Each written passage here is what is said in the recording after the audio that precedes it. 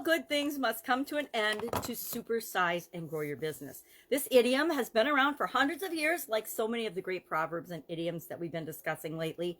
In 1374, Geoffrey Chaucer used it. It didn't come to the United States until 1680. And interestingly enough, the early versions of this saying didn't have the word good in it. It said, all things must come to an end, which I guess if we think about it, we actually know that. We know that all of us, no matter what, no matter how well we take care of ourselves, no matter how vigilant we are, no matter how clean a life we live, at some day, at some time, unknown to us usually now, we're going to expire. We're going to transition. We're going to die. I know, hard to accept, but we are.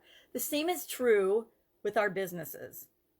This idiom, of course, means that everything that we experience, everything we encounter, everything we see, it's going to end. It doesn't last forever. We see it cycle through in nature. In nature, many things cycle through and just last for a season. You know, we have the summer, well, where I live in Wisconsin, we have all 4 seasons. So we cycle through the seasons every few months. You know, we see the leaves change. We see the snow. We see the trees blossom, bloom, have leaves. Some of them bear fruit. Then the fruits are harvested in the fall and the leaves fall off in the fall and the trees go dormant in the winter. We see the cycles of nature, the beginning and the ending of things around us all of the time.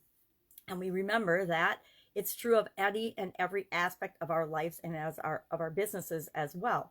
You know, we can have a winning streak, we can have a success streak, but there's always going to be up and downs in our journey.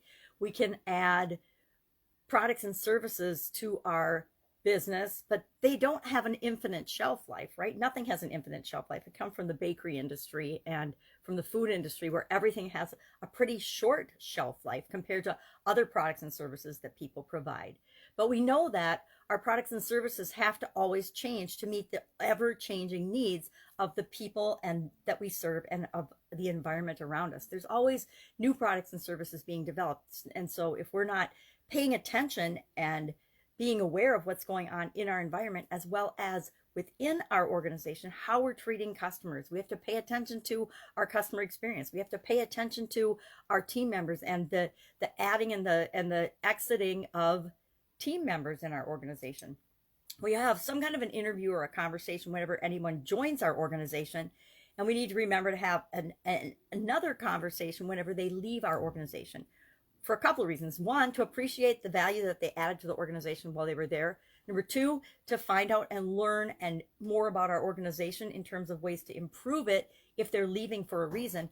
Or my favorite is they're always leaving to go do something better for them. I loved it when people would leave my organization, which wasn't very often, by the way, but when they did, I would love it because they were always going on to something bigger and better and more aligned for them. They never left because it wasn't a fit with our organization or they weren't happy. They left because they had a next step in their journey that they were going to, you know, the next journey in their path, the next step in the path for them that was the right path for them.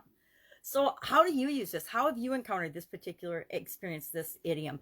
Me, whenever I get to the end of the bag of caramels, it is a sad, sad ending for me. Although after the holidays, it's definitely time to let the caramels go for a few months and get back into my good, most of the year time habits. Seems like around the holidays, I slip and slide and give myself permission to do things that I would normally never do, except for it's the holidays, which is really a bad excuse, right? We should be celebrating our good habits all year round. So love to know your experience with this particular idiom. Have you had some particularly good or bad endings that you learned a lot from? I like to learn from every experience I have. I don't always. Sometimes it takes me years, but I like to figure out the lesson because I know the sooner I learn the lesson from those not so great experiences, I'm not going to repeat it. And I like to carry the good experiences with me so that I bring good energy and good experiences to my future endeavors. So love to hear some of your stories about that. Any questions about this idiom?